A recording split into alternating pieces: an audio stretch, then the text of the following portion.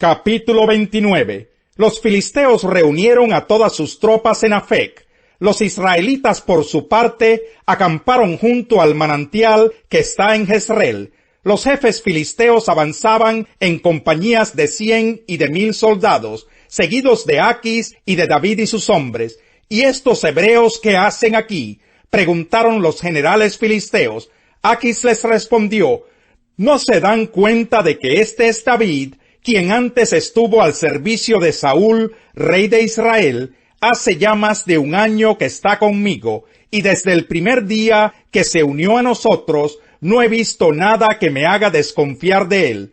Pero los generales filisteos, enojados con Aquis, le ordenaron: despídelo, que regrese al lugar que le diste, no dejes que nos acompañe en la batalla, no sea que en medio del combate se vuelva contra nosotros. ¿Qué mejor manera tendría de reconciliarse con su señor que llevándole las cabezas de estos soldados? ¿Acaso no es este el David por quien danzaban? Y en sus cantos decían: Saúl mató a sus 1000, pero David a sus 10,000. Ante esto, Aquis llamó a David y le dijo: tan cierto como que el Señor vive, que tú eres un hombre honrado, y me gustaría que me acompañaras en esta campaña. Desde el día en que llegaste, no he visto nada que me haga desconfiar de ti. Pero los jefes filisteos te miran con recelo. Así que, con mis mejores deseos, vuélvete a tu casa y no hagas nada que les desagrade. ¿Pero qué es lo que he hecho?, reclamó David. ¿Qué falla ha visto su majestad en este servidor suyo desde el día en que entré a su servicio hasta hoy? ¿Por qué no me permiten luchar contra los enemigos de mi señor y rey? Ya lo sé, respondió Aquis, para mí tú eres como un ángel de Dios. Sin embargo, los generales filisteos han decidido que no vayas con nosotros a la batalla. Por lo tanto, levántense mañana temprano, tú y los siervos de tu señor que vinieron contigo, y váyanse con la primera luz del día. Así que al día siguiente, David y sus hombres se levantaron temprano para regresar al país filisteo. Por su parte, los filisteos avanzaron hacia Jezreel. Capítulo 30. Al tercer día, David y sus hombres llegaron a Siclag, pero se encontraron con que los amalecitas habían invadido la región del Negev, y con que luego de atacar e incendiar a Siclag, habían tomado cautivos a las mujeres y a todos los que estaban allí, desde el más grande hasta el más pequeño. Sin embargo, no habían matado a nadie. Cuando David y sus hombres llegaron, encontraron que la ciudad había sido quemada y que sus esposas, hijos e hijas habían sido llevados cautivos. David y los que estaban con él se pusieron a llorar y a gritar hasta quedarse sin fuerzas. También habían caído prisioneras 2 esposas de David, la jezreelita Ahinoam y Abigail, la viuda de Nabal de Carmel. David se alarmó, pues la tropa hablaba de apedrearlo, y es que todos se sentían amargados por la pérdida de sus hijos e hijas, pero cobró ánimo y puso su confianza en el Señor su Dios. Entonces le dijo al sacerdote Abiatar, hijo de Ahimelech: tráeme el efod. Tan pronto como Abiatar se lo trajo, David consultó al Señor: ¿debo perseguir a esa banda? ¿Los voy a alcanzar? Persíguelos, le respondió el Señor. Vas a alcanzarlos y rescatarás a los cautivos. David partió con sus 600 hombres hasta llegar al arroyo de Besor. Allí se quedaron rezagados 200 hombres que estaban demasiado cansados para cruzar el arroyo. Así que David continuó la persecución con los 400 hombres restantes. Los hombres de David se encontraron en el campo con un egipcio y se lo llevaron a David. Le dieron de comer y de beber y le ofrecieron una torta de higo y 2 tortas de uvas pasas, pues hacía 3 días y 3 noches que no había comido nada. En cuanto el egipcio comió, recobró las fuerzas. ¿A quién perteneces?, le preguntó David. ¿De dónde vienes? Soy egipcio, le respondió, esclavo de un amalecita. Hace 3 días caí enfermo y mi amo me abandonó. Habíamos invadido la región sur de los quereteos, de Judá y de Caleb. También incendiamos Siclag. Guíanos a donde están esos bandidos, le dijo David.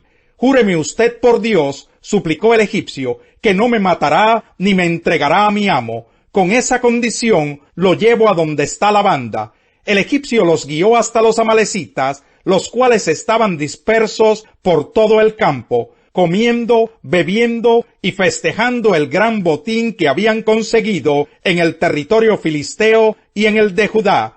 David los atacó al amanecer y los combatió hasta la tarde del día siguiente. Los únicos que lograron escapar fueron 400 muchachos que huyeron en sus camellos. David pudo recobrar todo lo que los amalecitas se habían robado y también rescató a sus 2 esposas. Nada les faltó del botín, ni grande ni pequeño, ni hijos ni hijas, ni ninguna otra cosa de lo que les habían quitado. David también se apoderó de todas las ovejas y del ganado. La gente llevaba todo al frente y pregonaba: «Este es el botín de David».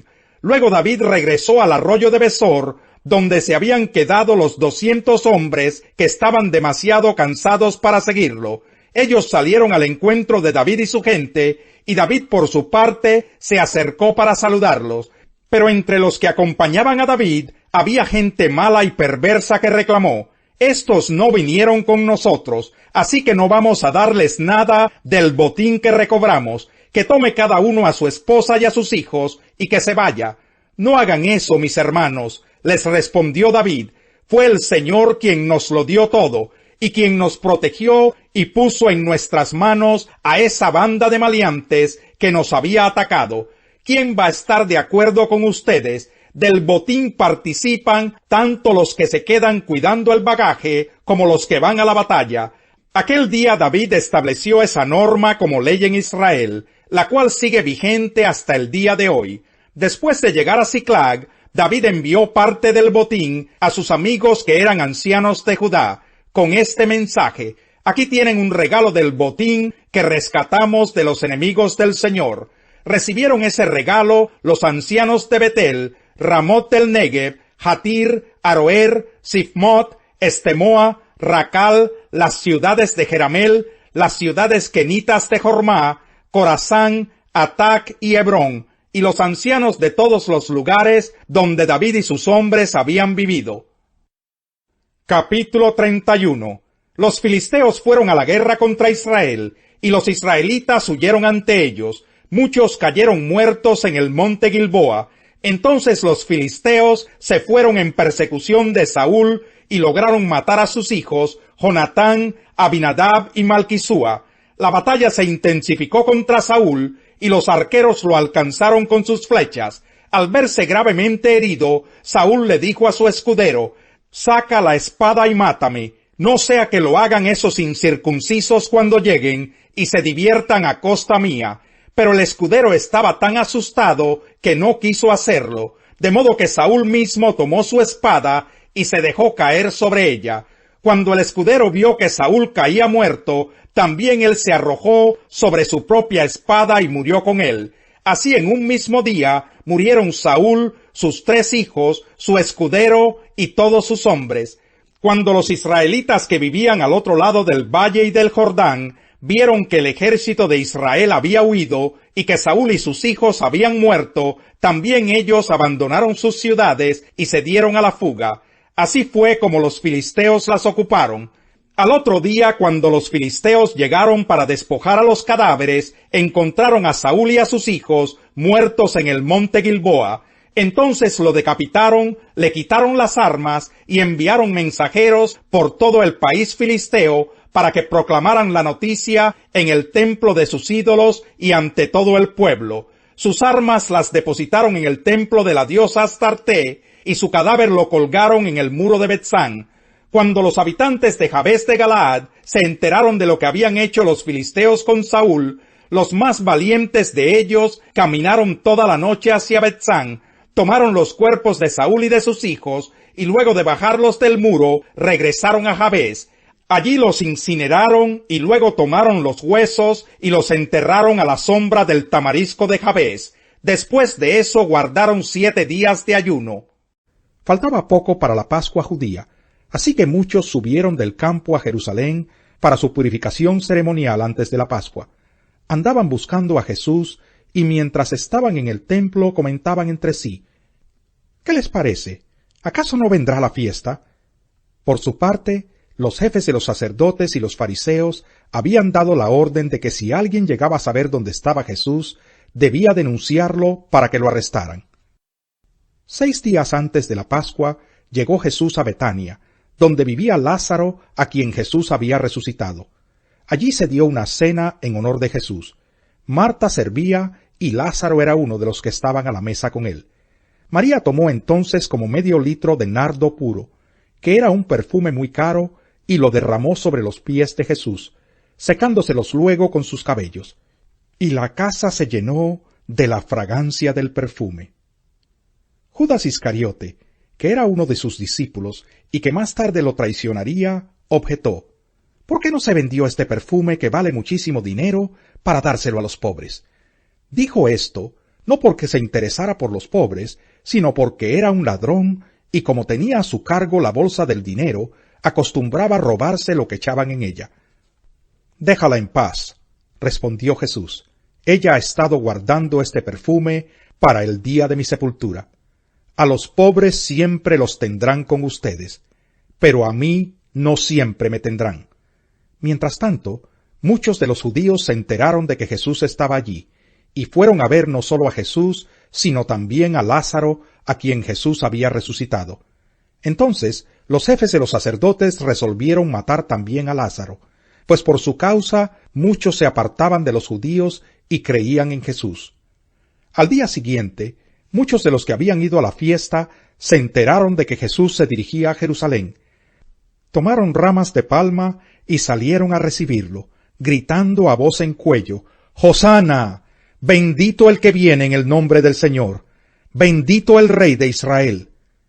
Jesús encontró un burrito y se montó en él, como dice la Escritura: «No temas, oh hija de Sión, mira, que aquí viene tu rey montado sobre un burrito».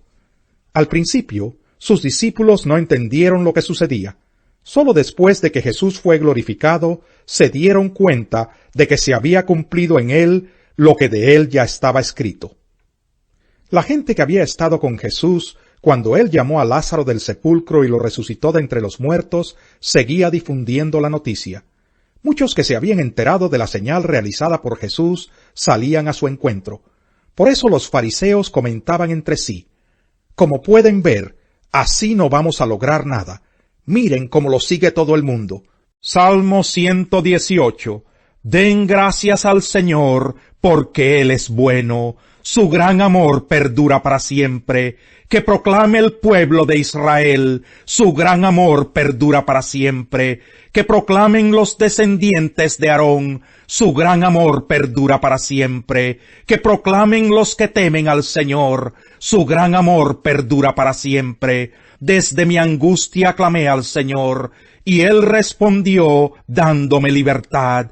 El Señor está conmigo, y no tengo miedo. ¿Qué me puede hacer un simple mortal? El Señor está conmigo, Él es mi ayuda. Ya veré por los suelos a los que me odian. Es mejor refugiarse en el Señor que confiar en el hombre. Es mejor refugiarse en el Señor que fiarse de los poderosos. Todas las naciones me rodearon, pero en el nombre del Señor las aniquilé. Me rodearon por completo, pero en el nombre del Señor las aniquilé. Me rodearon como avispas, pero se consumieron como zarzas en el fuego. En el nombre del Señor las aniquilé. Me empujaron con violencia para que cayera, pero el Señor me ayudó. El Señor es mi fuerza y mi canto, Él es mi salvación. Gritos de júbilo y victoria resuenan en las casas de los justos. La diestra del Señor realiza proezas. La diestra del Señor es exaltada. La diestra del Señor realiza proezas. No he de morir, he de vivir para proclamar las maravillas del Señor. El Señor me ha castigado con dureza, pero no me ha entregado a la muerte. El sabio sube por el sendero de vida para librarse de caer en el sepulcro. El Señor derriba la casa de los soberbios, pero mantiene intactos los linderos de las viudas. El Señor aborrece los planes de los malvados, pero le agradan las palabras puras.